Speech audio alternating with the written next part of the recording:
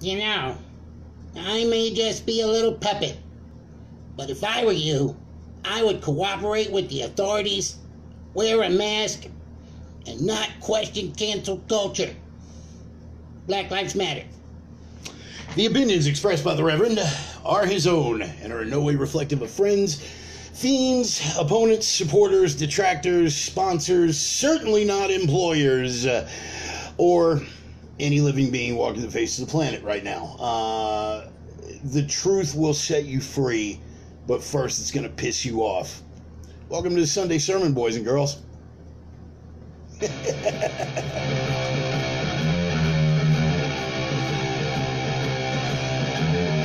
that we got the sock puppets out of the way,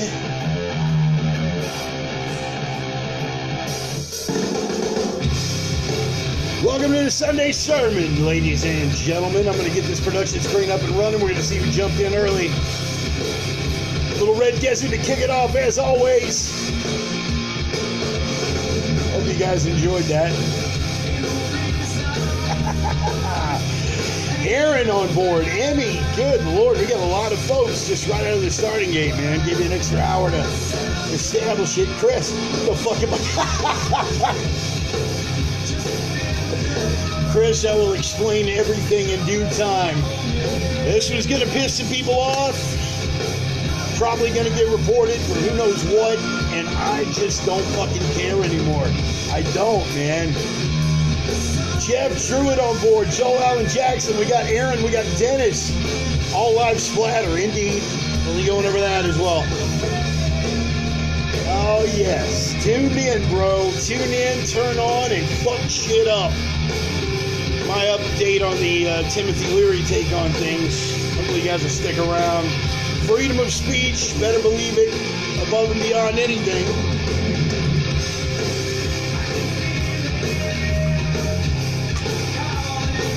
Liquid enthusiasm, boys and girls. One day I'll give you the formula. It's easy. Joey Nunn, I have company. Someone's popping in to say have a good show. Joey, that's cool, man. You have done more than enough to support both me and the program. So, man, I just appreciate you stopping in to say hi. Got David on board. Jose Hernandez, right on. Cool. Talking it. Black Sox matter, Richard. Black Sox matter. Jason Elser on board. David, right on. Andrew, I'm here, I'm queer, and I'm ready to cheer. Andrew, I don't know how you managed to hobble up to the keyboard with the sheer balls that you showed today, buddy. That was hell of a thought experiment you kicked off there, brother. Mark Spelman on board. Abigail Marquis Shelder. Good to see you, young lady. Hug the old man for me, man. The man did me a kindness that I will never forget. Respect, always. Thank you for being here and for your support as well. So we're going to let the bumper music play out for a second here, man. Once again, that music is, that bumper music is Red Desert, a band from Minneapolis, a little town you might have heard of if you've been paying attention to the news lately. Red Desert, name of the song is Older No Wiser, and I think it sums me up pretty well. Anyway, man, it's good to have everybody on board. I really, this one's just going to be wide open, folks. There's no structure to this one. It's just more or less a rant, which, of course, you know, you guys that have stuck around for a while, you know that's so out of character for me. Yeah, there's that. Anyway, glad to have you guys here, reporting from the remote location here in rural West Texas. The job is fantastic. Just a real quick update. I'm socking away money. I'm working on that crane school goal, and we're a little past the halfway mark on that. So hopefully in the next couple of months, we're going to get the certs and everything's going to be cool. I'm not going to discuss who I'm working for specifically. I will say that the company's treating me really, really well, but I know how a lot of the thought police are out there real quick to dox people. Knock yourselves out. I don't think the nature of the job that I'm on is really going to give a fuck what you have to say about my politics or anything like that. I hope you enjoyed the opening. Let me just say right off the bat that black socks matter. I've alluded to sock puppets. Somebody once told me, who said, like, look, if you've got a concept that you need broken down in the most basic form for the most, thick foreheaded Neanderthal, backward, brainless motherfucker, the best way to do it is to find a way to break that concept down to where you can communicate using sock puppets. And I've made that reference a couple of times, and people are holding me to it. So I'm sorry I couldn't get any googly eyes for you. Maybe we'll work on that for a future broadcast, but I just wanted to open with the sock puppet. It took me back to an old Matt Groening before The Simpsons. He did a strip called Life in Hell, and one of my favorite one-panel that he ever did was a fellow holding, Bongo is, like bound to a chair and being held hostage, and a guy's got a puppet through the door to the prison cell, and it says, "I may just be a little puppet, but if I were you, I'd cooperate with the authorities." And good Lord, man, there's so much of that shit going around. Slim Bloodworth just jumped in. Slim, I love you. Let me just say that in front of everyone. My wife Charlie just joined right underneath there. Slim, I love you. Slim Bloodworth was so good to me during my days doing comedy back in Houston. She had one of the funniest Reverend Bar sound bites ever after I delivered yet another patently fucking offensive set. She came up to me, and at the time she was booking for Laugh Stop, and she walked up to me and she said, "It's brilliant. What do I do with it?" But Slim and I disagree on a lot of things, but she has always respected my honesty and my filterless approach to things, and I've always respected her right back. Slim is one tough lady, and I'm glad you stopped in, hon. It's good to see you, and it's good to reconnect with you on social media as well. Jen Kaiser on board. Hopefully Bry is watching right alongside. We got Ben Weger. Anybody that I may have missed. Carolyn Picard, Cajun Queen, Greg Davis, cool. I'm glad everybody's here. I'm gonna start by reiterating something that I posted on my personal page in light of Independence Day. This is the first Independence Day, yesterday, first Independence Day in my adult life that I have ever felt the vibe that I'm feeling right now. And y'all can debate amongst yourselves what's bringing it on, what got us to this point. Half of you will want to blame the Cheeto in Chief. Half of you will blame the looting and burning that's going on. Half of you will blame just the overall stupidity and the failure of the public schools. You can blame it on what the fuck ever, but we're at a level of polarization that I've never seen in my entire life. And I lived through Reagan, for fuck's sake. I'm going to reiterate, and I'm going to read this word for word. Some of you have already seen it, some of you haven't. But these are my sentiments as expressed, and I stand by them. Independence Day, 4 July 2020. For all those heroic men with their heroic flaws that put their names to the document, and for those who have bled and died since, and for those bracing for the fight to come. And in my heart of hearts, I believe that fight at this point is all but inevitable, though such a thing is not what any sane man would wish for. In my adult life, I have never witnessed an Independence Day generate this level of polarization, let alone this level of rancor and hostility. People have different ideas about what America is, what America can be, what America should be. The beauty of what those flawed founders, those evil, racist, dead white men bequeathed to us was that all of those ideas have a place at the table. And there is a process in place by which they may be addressed. Those with no sense of world history wish to compare our flawed system, that of the United States, and moreover that of the West, to some egalitarian utopia that exists only in their heads, their textbooks, and the rhetoric of their Marxist professors. Now, I choose to compare her to everything that has gone before in the history of the world. A history marked by savagery, conflict, barbarity and brutality for as long as we as a species have walked upright.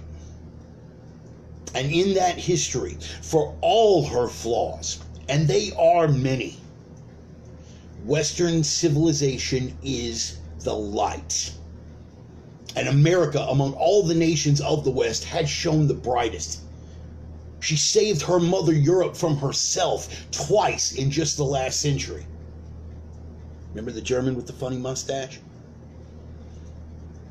She has projected her benevolence as far as she has projected her power.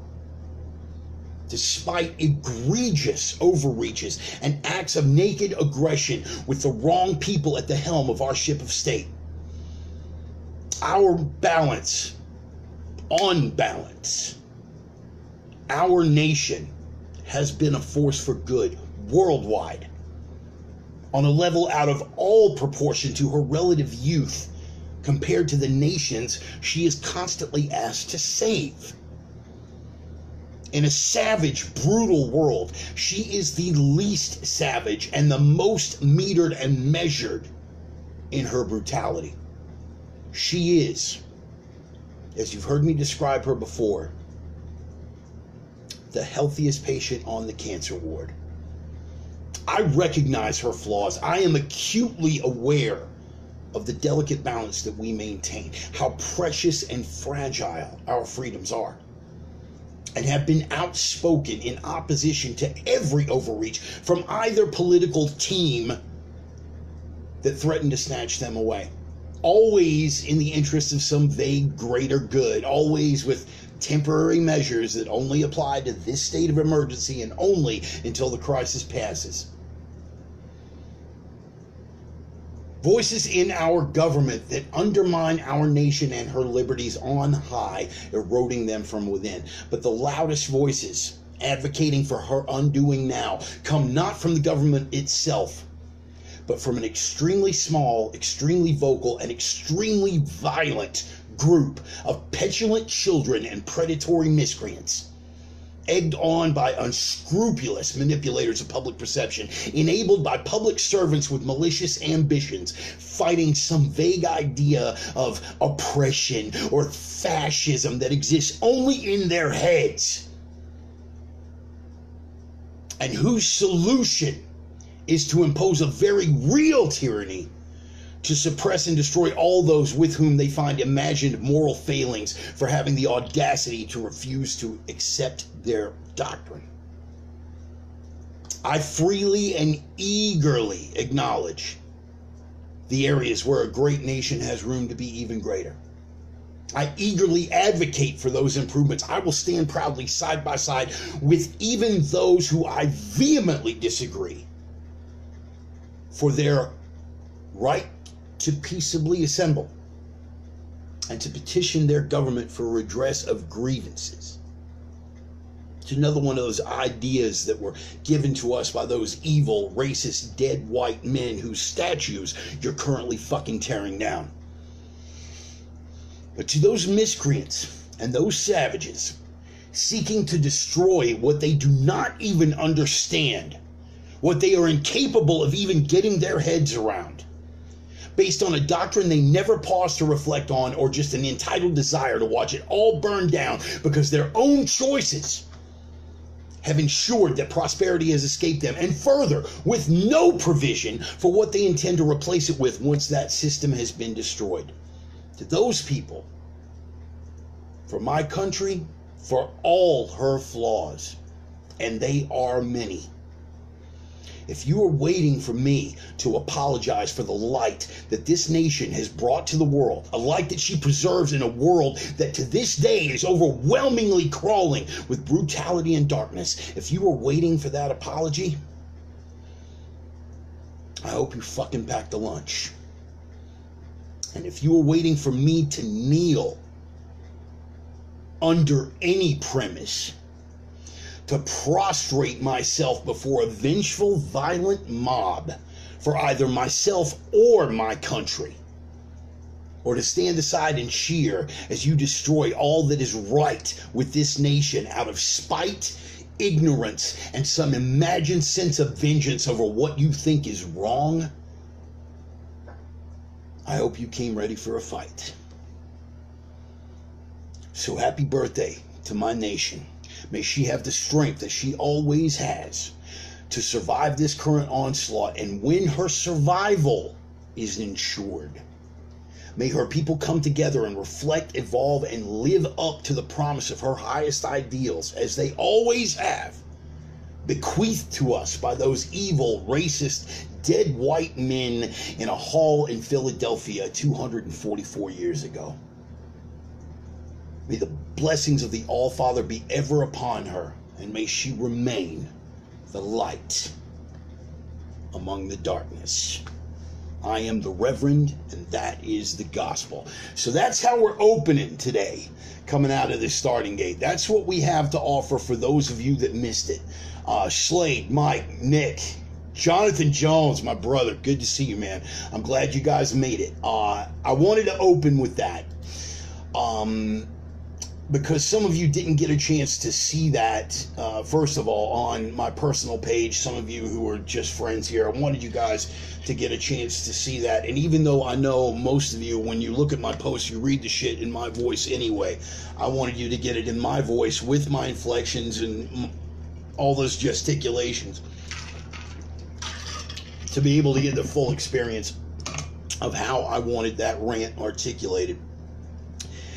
But primarily, I express that because I want my position clearly understood.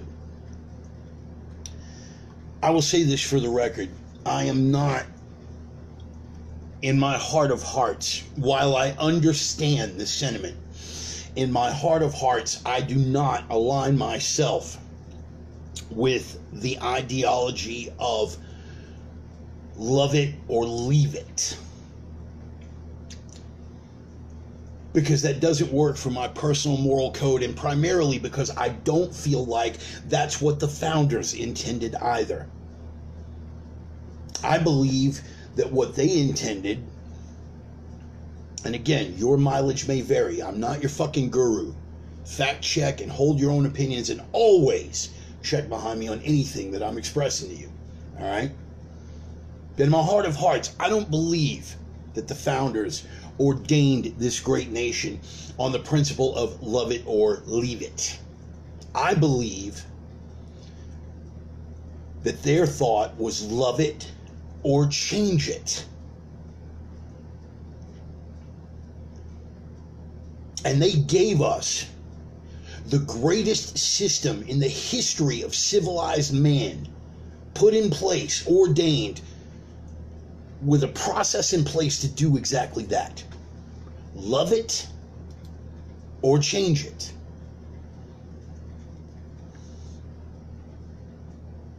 Now I can get behind that. But if you want, if you're ready to knuckle up, and what I'm seeing out of this violent mob that controls not only public perception, but the consciousness of this nation and works in fear, I'm not seeing love it or leave it, and I'm not seeing love it or change it. They're coming at us with love it or burn it. And as I stated in my opening monologue, and as I posted to my personal page for any of you to look at, reflect on, and share, if you're coming at me with love it or burn it, knuckle up, motherfuckers. Knuckle up. Because what we're standing on, what we're standing for, and the principles that we are standing by, again, for all her flaws, and they are many. You're not gonna get absolution from me for all this country's wrongs.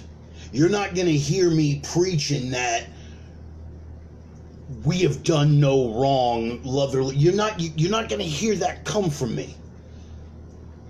But the framework that the founders laid out for this put the processes in place to be able to change this nation. And I want you to look at all of the things that we have survived collectively as a country and that we've evolved from together as a country. Foreign invasions early on. In the span of 1 century, 2 world wars in which we saved our mother Europe. And Sonny, I know you're out there going, hey, wait a minute. No, I hear you. Okay. Russia saved Europe. Okay. Let me just state for the record, Russia essentially saved Europe during World War II. Valid. Let me just head that off at the pass. But we have been able to turn the tide in 2 world wars. Leaving aside the European theater, let's take a look at the Pacific. That one was on us, folks. We have survived one of the biggest economic depressions the world has ever seen. We have survived civil unrest. We have survived a civil war.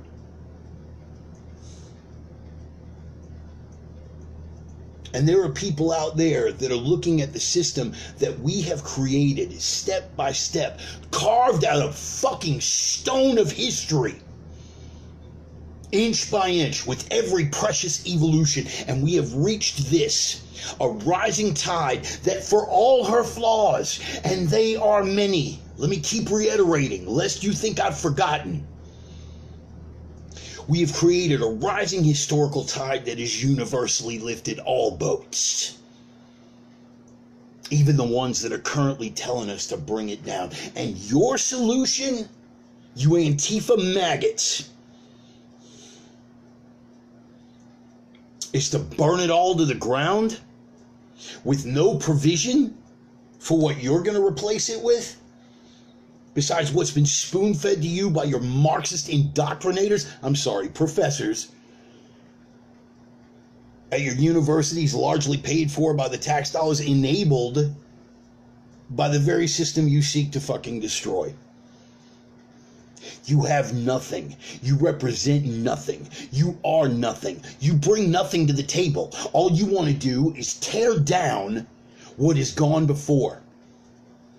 Tear down the statues of all these horrible, evil, racist, dead white men that gave you the very basis of the system whose freedoms you are using against itself. Now, I will stand with you.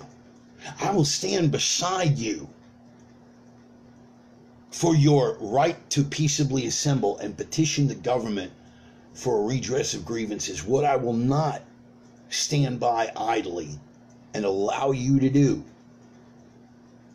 without lifting a finger, prostrating myself, bending a knee like good little scared whitey. Oh, is he going to take it racial? Oh, bet your fucking ass. Because the time for half measures and parsing is over. I'll be damned if I will bend a knee and watch as you destroy every bit of the substance of what amounts to the healthiest patient on the cancer ward. Because you know what stands when the healthiest patient on the cancer ward dies? A whole lot of other patients that are inevitably terminal, that are going to go out a hell of a lot quicker in a hell of a lot less dignified a fashion. Take a look at the rest of the fucking world. How spoiled, how soft do we have to fucking be to generate a concept like microaggression? You soft fucking pussies. This is what you have to shake your fist at God about? the fact that you haven't achieved the prosperity that you feel like you're entitled to without having put in the fucking work, that's your basis for burning it all down because you're so fucking oppressed? That's what you got, Sparky? Because I promise you, anywhere else, in the ugly, brutal darkness of this fucking world, your spoiled, college indoctrinated, suburban raised, punk little Antifa leftist maggot ass would be chopped into bits with machetes and fed to starving animals. You weak, spineless fucks.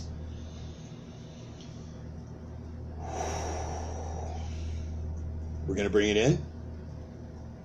We're going to take a breath. I'm going to give all y'all a chance to recover.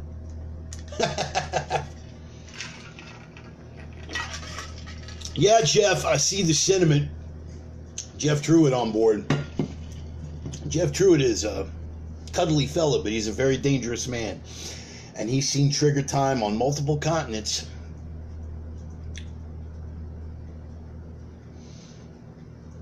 And his quote just now, do you remember when some thought that all these state militias were wackos? Yeah, well, get ready.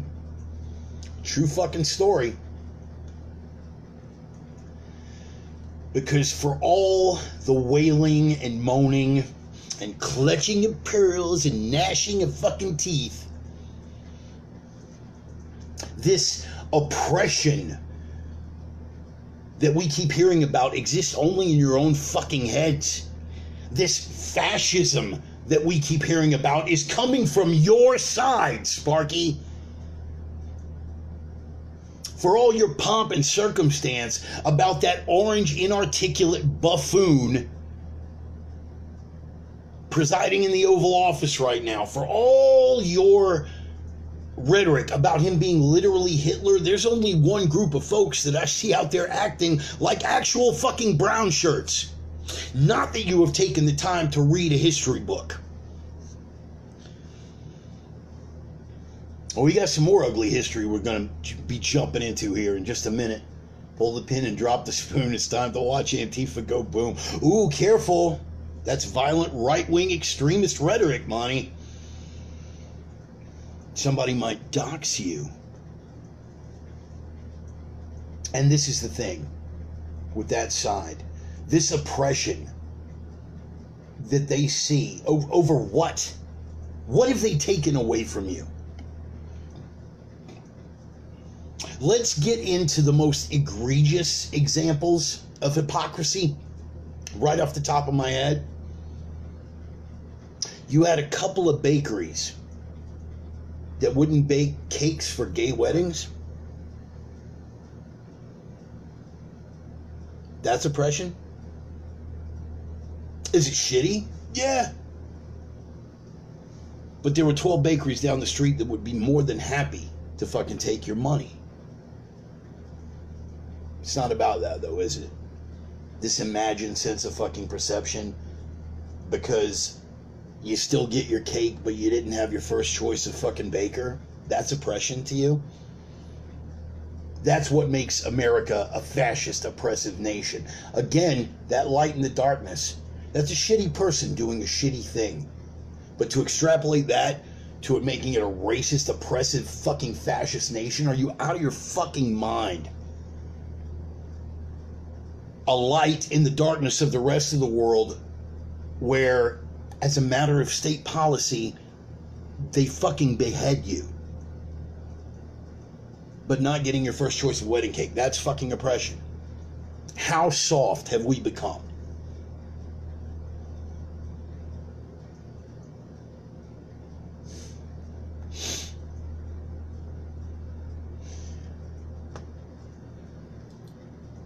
Here's some other unpleasantries about history, and I want to jump right in. And again, this is where I probably lose half of my friends list. And maybe even lose the channel because people love to dox and people love to report, and I'm okay with that. again, my life is moving in a very different direction right now, because while all these maggots are lined up pulling down statues and talking about what an oppressive, horrific fucking country this place is, I'm taking advantage of the opportunities that this country is offered, and I am improving myself physically and economically. I am taking downtime from things I would rather be doing to improve my position to move fucking forward. Again, that's that oppression. Jonathan Jones, I see you out there. I know you've got a few words to say about that. Don't you feel oppressed, buddy? No, because Jonathan Jones is my brother. And Jonathan Jones doesn't buy the narrative. And Jonathan Jones doesn't buy that he's oppressed or that he's a fucking victim. He gets out there and he puts in the work and he gets it fucking done. You gonna tell him to check his privilege? You gonna step up to him and call him a sellout? Or an Uncle Tom? Good luck with that. It's gonna be a very bad night for you. The good news is it's gonna be a short one.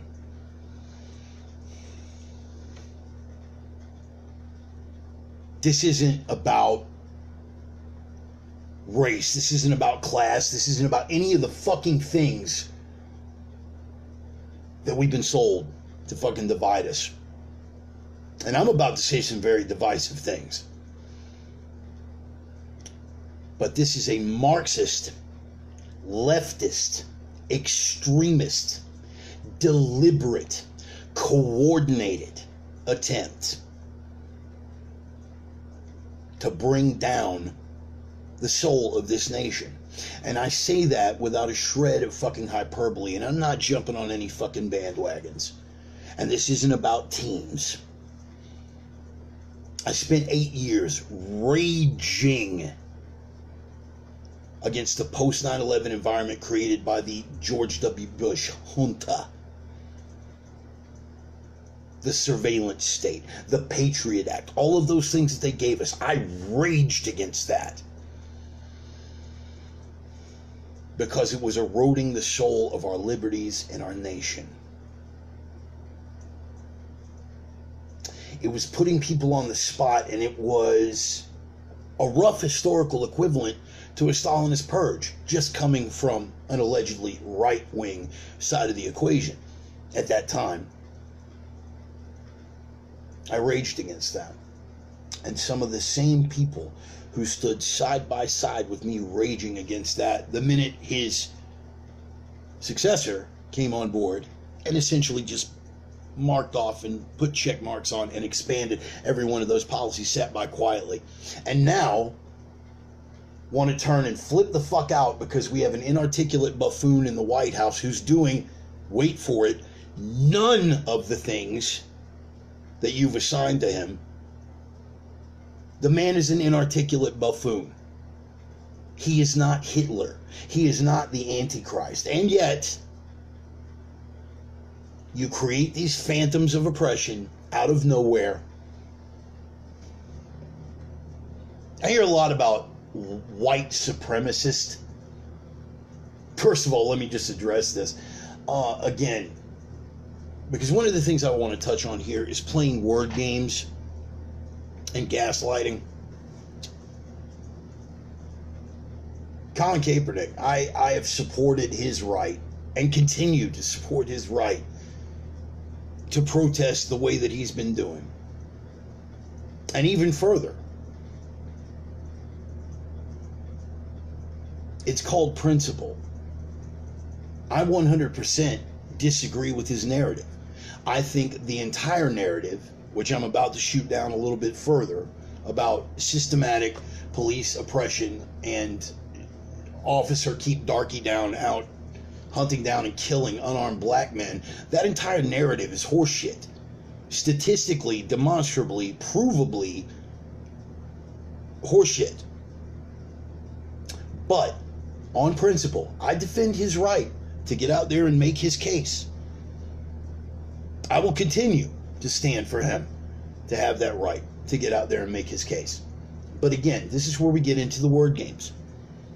It's not a stand against America. It's a stand against police brutality. and yesterday, on July the 4th, Independence Day, his tweet, "We will not stand with you in a celebration of white supremacy." White supremacy, first of all, let me just address that term, since definitions matter, specificity counts, and words are important. Supremacy is literally the dumbest argument that someone could make racially. And I don't care who's making it. I don't care if it's some stiff-arm salute Peckerwood or some dashiki-wearing, chest-thumping motherfucker talking about black power. Whether you're burning a cross or tearing down a statue, if you are screaming about the supremacy of your racial group, you're a fucking idiot. It is the second dumbest argument floating around in the spectrum of racial discussion, supremacy. The only one dumber, equality. Immediately half the friends list dropped off because you're not going to wait to hear me finish the sentence. Equality exists nowhere in nature. Free men, you've heard it said, are not equal. And equal men, you've heard it said, are not free. We are not equal. Where are you going with this, Bart? I'll give you an example. Here's a couple easy examples. You think white Europeans are at the top of the fucking pecking order? North Asians exceed white Europeans by every standard of measure in this alleged white privilege setup, this white supremacist fascist nation that these evil racist dead white men gave us. North Asians exceed people of white Northern European descent by every standard of measure. Higher on intelligence tests, higher on college admissions, lower rates of violent criminality. They make more money, more family stability, fewer out of wedlock births, higher social cohesion. They exceed white Europeans by every standard of measure. And yet, you're going to talk to me about we're equal? No, we're not. Ashkenazi Jews, European Jewry, higher on intelligence quotient than any other group of people. That's not going to sit well with the sheet-wearing cross-burners, is it? So don't talk to me about supremacy, but don't sit there and look me in the face and talk to me about equality. We are not equal. We all have our strengths, and we all have the places where we fall short. And what defines us as individuals is rising above that. What defines us as individuals is rising above the standards that are set upon us by our genetics, which are a factor. Can we have a nuanced discussion?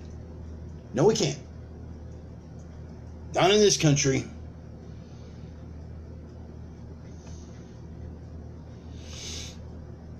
Cody, good to see you on board. My production screen is frozen up. I'm going to assume that everything is still working ship shape, and we'll try to make that happen again. Oh, man. Hard to say. Yep, there we go. Still working, apparently, according to this screen over here. I'm winging it, man. I got very minimal equipment here. I say all that to say this. We got some bad things happening. We got some bad things happening here. But here's something I won't abide, and that's a false narrative. And the narrative, here's where I lose the other half of my friends list. The narrative that is being sold to us right now is a false fucking premise, and you're playing games with words.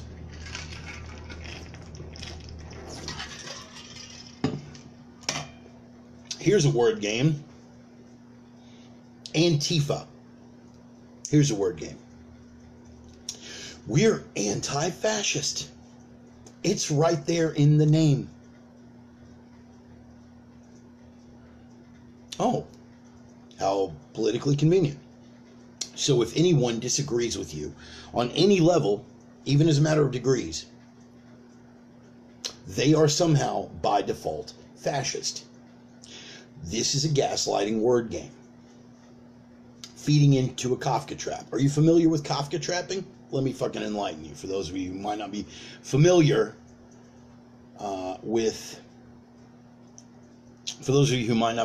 with the phenomenon. What a Kafka trap is one of those happy little things where your protestations of your innocence is further evidence of your guilt.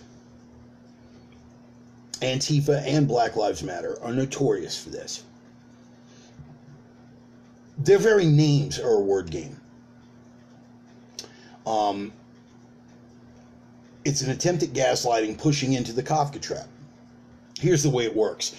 We're Antifa. We're anti-fascist. It's right there in the name. Therefore, if you disagree with us, you are, by default, fascist. Well, wait a minute. I disagree with you on this thing, but I'm not a fascist. Oh my God, that's exactly what a fascist would say. That's a Kafka trap. And scared little Whitey is falling for it. Left, right, and center.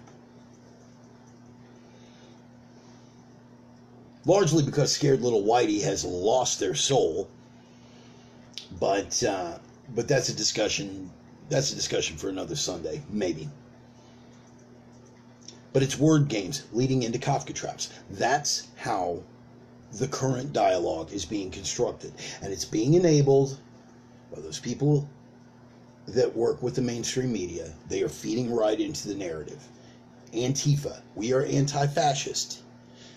Okay, I disagree with this Antifa point. Oh my God, then you are by default a fascist. No, I'm not a fascist. Let me explain. Yes, that's exactly what a fascist would say. That's how it works. It's a trap, and we've fallen for it. Here's the one that's going to make everyone uncomfortable, and I don't care, because I'm speaking it as a truth that I have come to on my own volition. You are free to disagree. Again, I'm not your fucking guru. Fact check everything that I'm saying. Measure it against your worldview. Do your own homework. But this is what I'm offering. Black Lives Matter is another word game, another attempt at gaslighting, pushing into a Kafka trap. That isn't how it necessarily started out. Again, as I said in my opening monologue, I will stand with anyone for their right to peaceably assemble and petition their government for the redress of grievances. And further, and we'll get into this a little bit more later, because I am a Second Amendment absolutist as well. If you decide that you no longer have any recourse within the system, it is your right to take up arms and seek redress of grievances that way. Again, it's one of those rights that those evil, racist, dead white men laid out for us. It's the final check and balance. Now, I don't think we're there yet. Your mileage may vary. Your right to disagree. And at Stone Mountain, Georgia yesterday, they definitely disagreed. We'll deal with that in a minute. Let me get back. Word game. The attempt at gaslighting, pushing into the Kafka trap. Black Lives Matter. Is there anyone out there who disagrees with Black Lives Matter, the statement? Anyone? I'll wait. Feel free to pop up. I can see you on the production screen. Anybody? Anybody?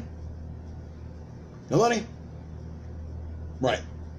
Because Black Lives Matter, much like Antifa,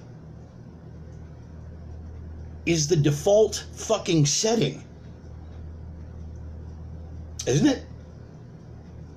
In America, in the year 2020, anti-fascist, if we're dealing with legitimate definitions and not Kafka traps, anti-fascist is pretty much the default fucking setting, isn't it?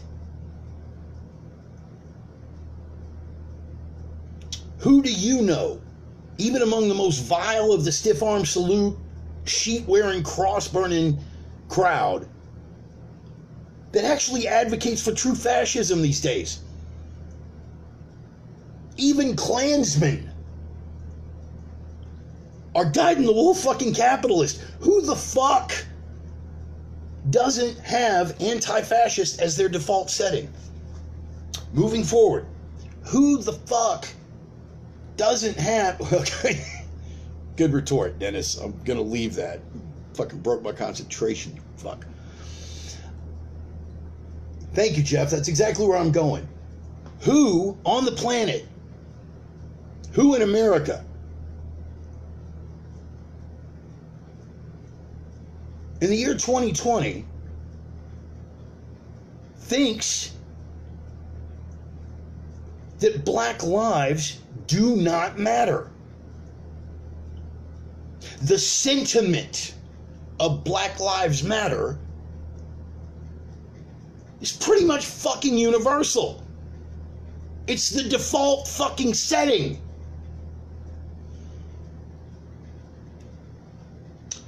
But then comes the word game. And then comes the Kafka trap. You have taken Black Lives Matter, the statement, one that we all universally fucking agree with, and you have hidden it in a whole box of intellectual gymnastics.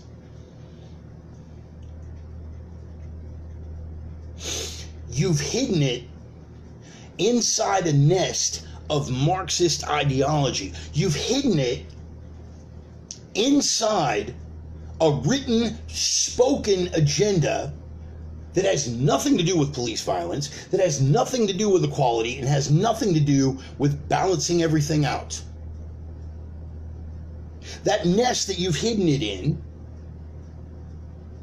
with all the prickly barbs all over it, has nothing to do with equality, has nothing to do with leveling the playing field, has nothing to do with police violence, because you know, point blank, that the narrative being spoon-fed through the media enablers is demonstrably bullshit. But just like Antifa, they have taken and they've hidden a sentiment inside a nest that works for the Kafka trap. Black Lives Matter. Yes. I will 100% co-sign to that statement. Black Lives Matter in a logo with the little TM for trademark. Different ballgame. Here's another one. We're not going to get into it because it's just too much of a fucking dirty nest. Climate change. Is the climate changing? Oh, fuck yeah. That's the default setting. But there's a difference between acknowledging a scientific fact, climate change, and falling into the word game. Climate change, all caps, TM for trademark, and all that entails. You don't believe in climate change? Well, yes, I believe in climate change. Oh, good. Well, then you'll fucking go along with all these taxes and all these regulations and all these other... Whoa, hold up. I didn't say I'm... You're a science denier. That's the word game. Black Lives Matter. Same fucking thing now.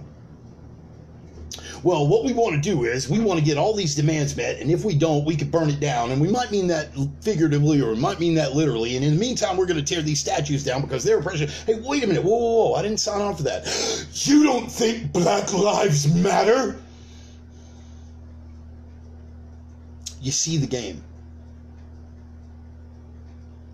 We're anti-fascists. Oh, cool, man. I'm totally against fascism. Cool, man. What we're going to do is we're going to take over these fucking, 8 city blocks in Seattle. We're going to lock everything down. And we're going to keep the fucking police out. And we're going to do this. And we're going to vandalize. And we're going to fucking commit crimes. And whoa, whoa, whoa, whoa, whoa, whoa, whoa, whoa. I didn't sign up for that, Sparky. You're a fascist.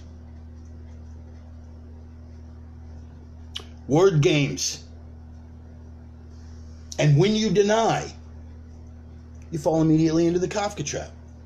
What we're going to do is we're going to burn down the nation, and we're going to fucking totally upend the government, and we're going to get rid of cops, and we're going to tear down these fucking statues, and we're going to have fucking militants walk like, whoa, whoa, whoa, whoa, I didn't sign up for that. I didn't sign up for that. You don't think Black Lives Matter? No, I absolutely believe Black Lives Matter. I just, oh, yeah, that's what a racist would say. Stop. You're letting them paint you into a fucking corner. All because you're afraid of what? A scarlet letter? An R? Being burned into your fucking cheek? For that, you'll bend a knee. For that, you'll self-flagellate. For that, you'll stand by and watch civilization come fucking unwound. You know, Antifa set fire to a statue of an elk in fucking Portland? An elk.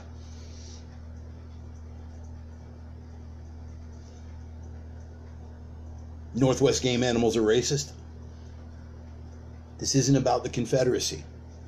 This isn't about racial oppression. This isn't about police violence. I hate to break it to you, but the disproportionate amount of police violence, that narrative that's been sold to us about how unarmed black men are being specifically singled out, do your own homework on this. I've posted more than enough articles. It's a lie. And I'm sorry that that upsets people. And I'm sorry that that's going to throw me into the Kafka trap. And I'm sorry that people are going to put the R on me. And I'm sorry that people are going to point and wag their fingers and all these other things. But we have to start being able to call the truth, even when it paints a picture that we're not very happy about. We have to be able to call out a false narrative for a false narrative if we want to have any discussion at all.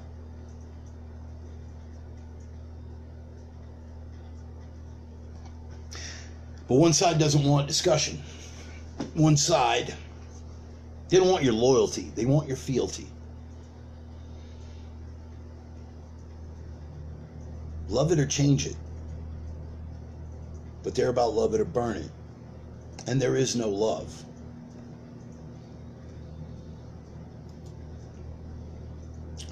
Let's talk about what happened briefly in the few hours that we have left. I want to talk right down to earth in a language that everybody here can easily understand. Google it. It's a few of you got that, and a few of you are laughing. Brother Sonny Pazikis,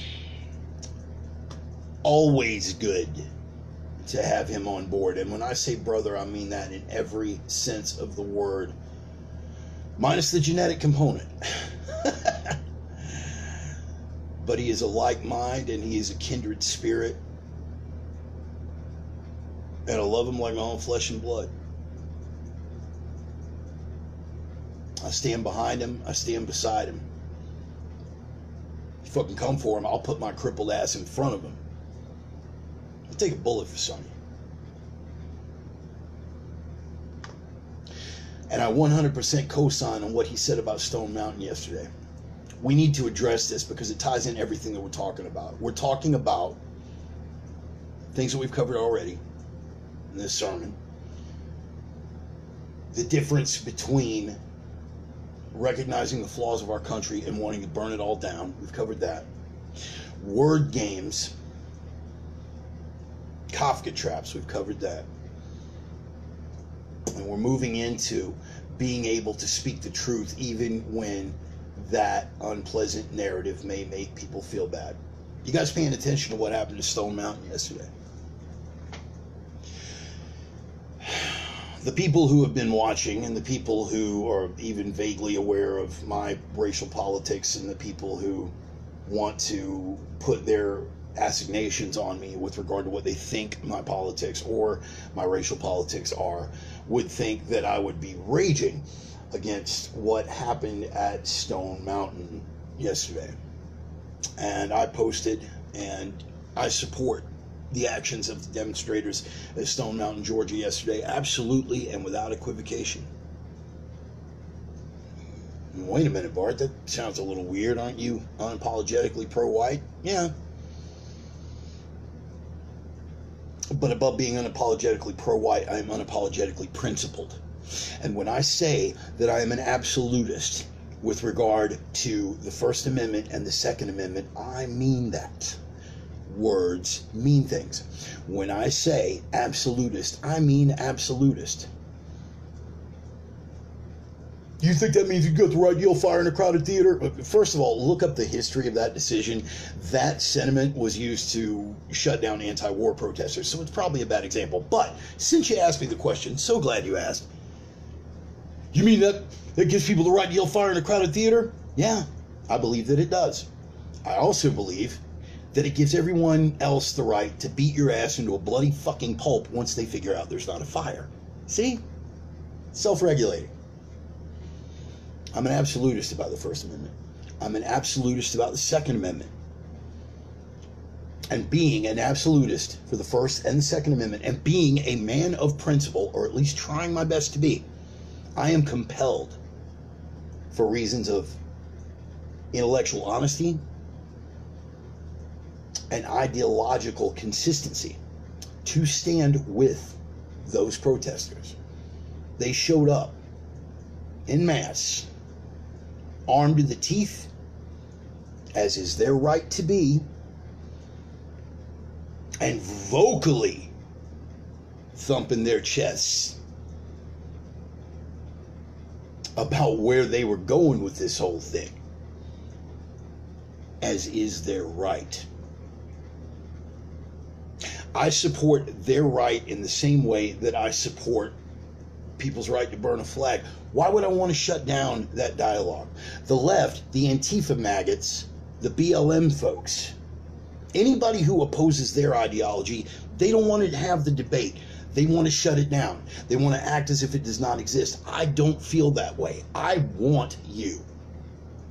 You meaning who the fuck ever. I want the most egregious examples of the most abhorrent ideologies to have a platform to express themselves. Why? Because I'd rather know where the fuck you stand.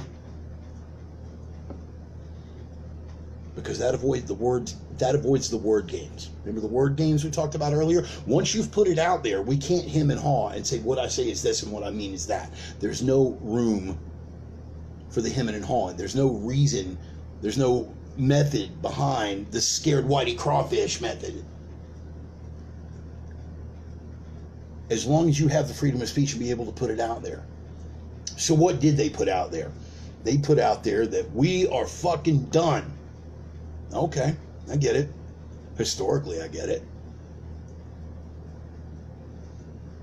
Where the Boogaloo Boys at? Where the 3%ers at?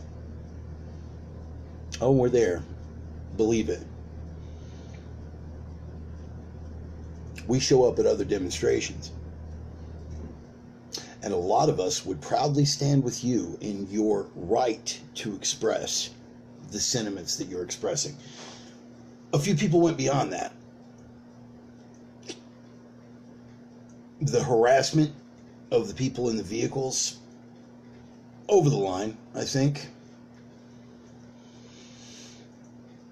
But that was on the people in the vehicles to deal with in that moment. And maybe it'll get to a point where they will. Here's what Brother Sonny had to say about the demonstration at Stone Mountain. And again, I co-sign on this 100%. Well then, I could do this in Sonny's voice. Part of me wants to, because I do a pretty good Sonny. Maybe another time. Well then, where are the white militias at? Where are the 3%ers at? I don't know. I could be wrong, but is that a come out and play invitation? I know some will say, what's wrong with armed black dudes? Absolutely nothing. Again, I co-signed. Absolutely nothing. What is wrong is that instead of showing up just as organized, just as armed, and just as determined to the fucking hood in Chicago or just down the road from Stone Mountain in Atlanta, would go a very long way in cleaning up your shit. But no, demanding reparations and we aren't fucking around no more, directed at the plural, as always, white men. You demand equality. Cool. You want equality? Get the murder, robbery, rape, and violent crime rates down to a level representing those of the hoods inhabited by crackers. You definitely have the manpower in the organization. Why not? Opinions and sentiments won't change just because you demand it. Give it a real fucking reason for it to start changing. Remember that change? Love it or change it. Remember that sentiment? Stop playing the oppressed, abused, and victimized card. Kick the asses of those who give your community the terrible reputation. Kick it again. You'll see nothing but respect, admiration, and full-on support from us crackers. True fucking story. The popos will change their attitude from the bottom up. Because from the top down, it won't work. I can guarantee that. Show the punks how heavy the black hand can be if they tarnish the image and pride of your people. Clean up the mess. You'll be fucking heroes. Those very crackers will fucking erect statues in parks and plazas dedicated to your memory. Let's play that game. Instead of you inviting us crackers to play against you. That won't end well for anyone. Better believe that's spot on. What are you saying, Bart? I'm saying that I'm glad they were that honest. I'm saying that I'm thankful that they have that level of brutal honesty, both in their grievances, however flawed, and their method of addressing it. Because now we're having an honest conversation. When you hide behind word games and Kafka traps, we're not having an honest conversation. You guys remember Eric Holder? Obama's Attorney General, you remember him? I mean, besides the fact that he, gave guns to drug cartels and all the other things. One of the first things that he said, and one of the things that he's most remembered for, is that we are a nation of cowards when it comes to discussing race. Well, you bet your fucking ass we are. I agree. I agree with the statement. I don't agree with where you're going with it. Because what you want is capitulation, self-flagellation, which we have literally seen from Scared Little Whitey at BLM demonstrations. Look it up. Holy fuck, that happened.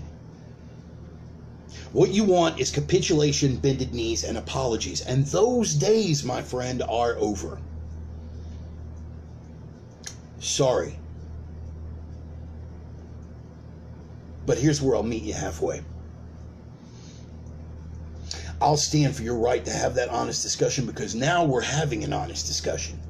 We're not hiding it in word games anymore. We are fucking done. All right, cool. You're fucking done. Us too. So do you want to sit down at the table and talk?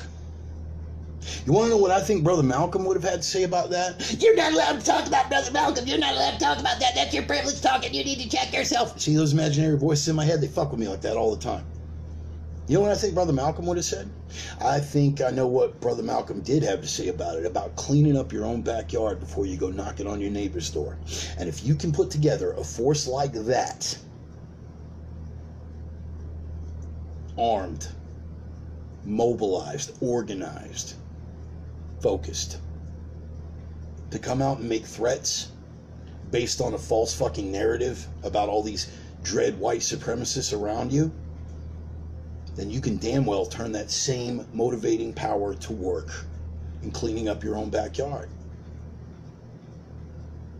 We don't need you to come clean the tweakers out of the trailer park. That's for us to deal with.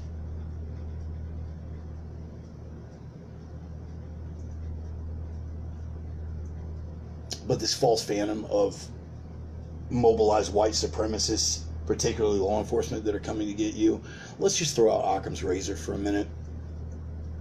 Even if every single one of you were armed, you are 13% of the population. If your narrative about the prevalence of white supremacy in the United States was anywhere remotely correct, and particularly the tail end of that narrative, where not only are there that fucking many of them, but because we have Trump in the White House, their ideology has been enabled, comforted, and again, your narrative, your words, not mine.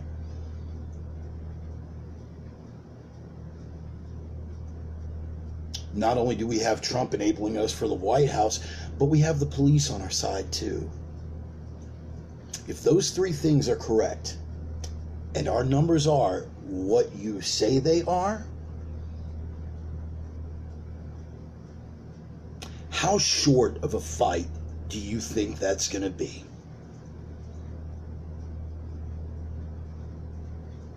Good for you, and good for us, that this narrative is false.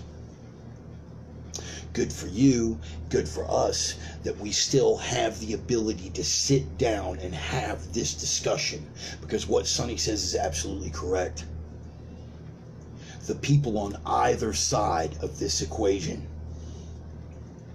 whether it's the ignorant, sheet-wearing, cross-burning hillbillies from the stiff-arm salute crowd, or the fucking kill Whitey, it's payback time crowd from the other end of the spectrum, no matter which of those opposite ends that you're on, take a look at how this ends if you push it to its ultimate end.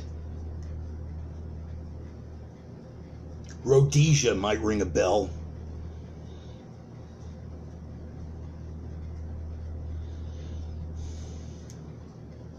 I understand violence on a level that a lot of people don't. A lot of people out there that are watching, that are my friends, you understand violence on a level that even I haven't gotten to experience.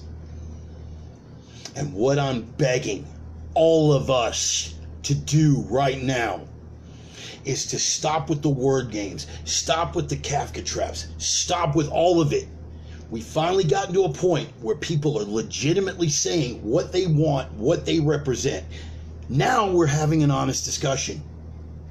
So let's have that discussion. Let's be unafraid to face even the ugly parts of that discussion, and let's sit down and pull this thing back from the brink, because we're right on the edge right now, people. Right on the edge.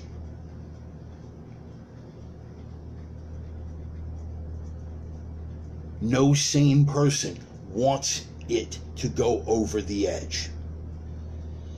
But I'll tell you this much, no matter which side you're on, and I can only speak for myself, if you choose to take it over that line, I won't shy from that violence. I will regret, as I already do, that it had to come to that, because we've still got a chance to pull it back from the brink.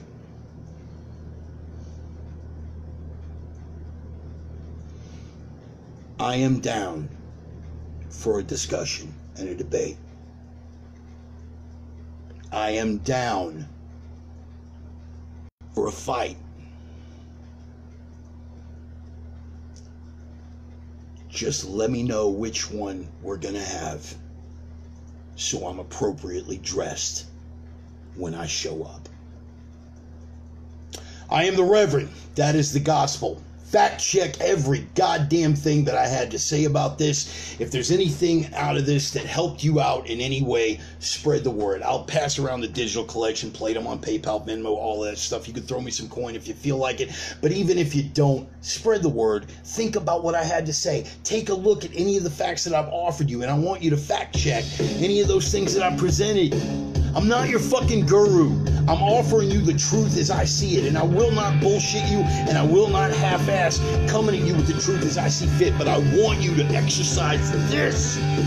Think for yourself critically, because it's critically fucking important. I appreciate you guys being here, man. I really do. I love you guys, man, and always remember, try. May come up short, I know I do, but try to be the signal, not the noise.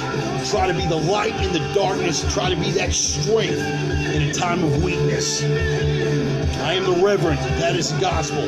Love you guys, man. Going out with a little clutch, Fortunate Son. A little testimony to Ryan Adam Jenkins. I love you, brother.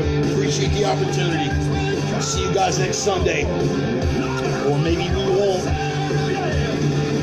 Knuckle up.